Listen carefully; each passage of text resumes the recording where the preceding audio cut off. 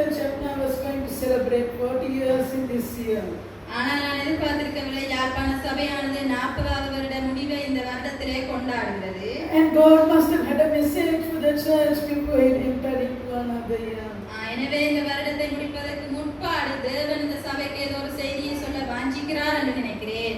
So before I give you that message, I'm going to tell you a story.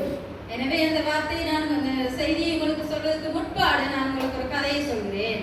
One day a man had a bad toothache.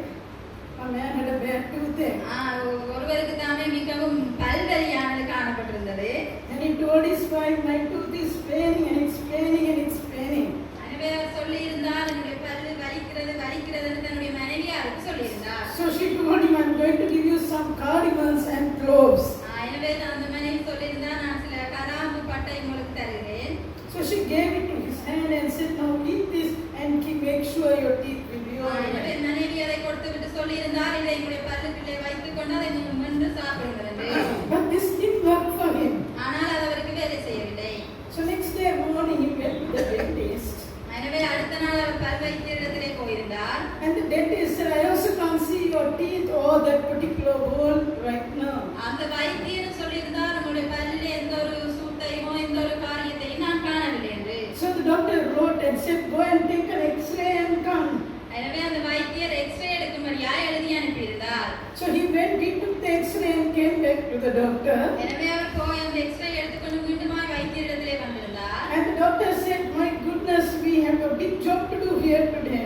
எனவே அந்த வைத்தியர் சொல்லி இருந்தார் உங்களுக்கு பெரிதான ஒரு வேலை நாங்கள் செய்ய வேண்டியிருக்கிறது. And he said, half of the tooth is inside, half of the tooth is outside. உங்களுடைய பல்லிலே உள்ளுக்கு அரைவாசி அப்படியே பழுதடைந்து காணப்படுகிறது. And he said, we have to take half of the tooth out and then we take the other half also.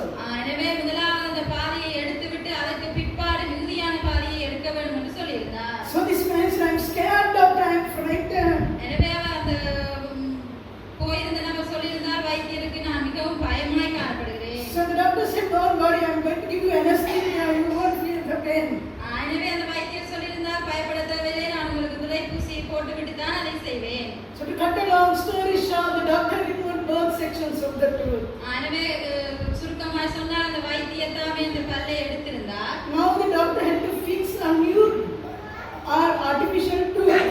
செயற்கையாக ஒரு பல்லை மீண்டுமாய் அவருக்கு பொருத்த வேண்டியதாய் காணப்பட்டிருந்தது. Now to do this is a very big job in the world today. எனவே இந்த நாளிலே பெரிதான ஒரு வேலையாய் காணப்படுகிறது. First they had to drill through the gums.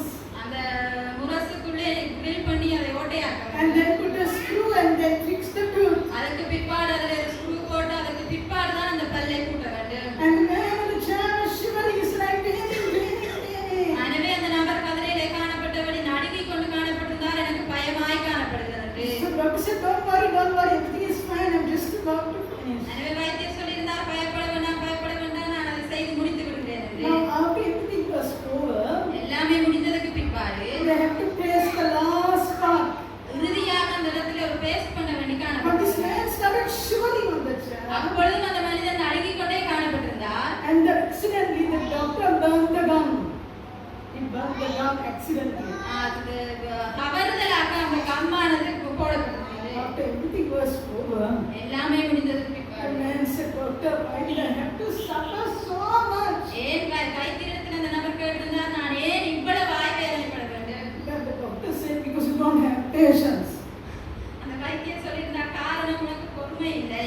Then after the doctor, நோயாளியாய் காணப்படுகிறது. doctor, I made a mistake, doctor. அவர் சொல்லியிருந்தார் வைத்தியத்திலே நான் I need not have come here and got treated by you. I need not have come here and got treated by you because I had a problem with my wife at home.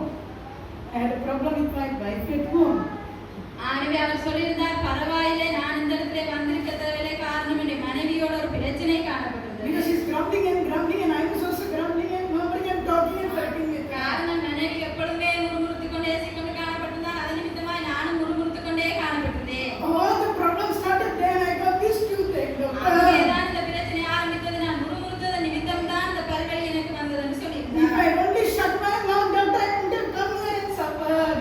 அப்படியா நான் பிரச்சனைப்பட்டது நிமித்தம் தான் இன்றைக்கு உங்கள் முன்னால்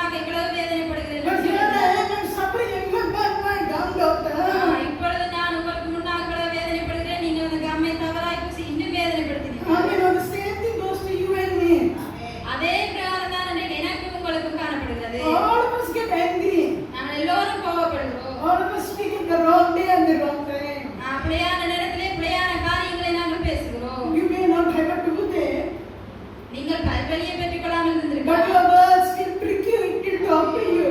ஆனால் நீங்கள் பேசுகிற காரியங்கள் மற்றவருடைய இருதயத்தை குத்துவதாய் காணப்படும். And you will be filled with pain and with grief and with sadness in your heart. அப்படியாய் பேசப்படுகிற நேரத்திலே உங்கள் இருதயங்கள் குத்தும், வேதனைப்படும், துக்கப்படும். That's why Job said, teach me and I will go my path. எனவேதான் யோபு சொன்னான்,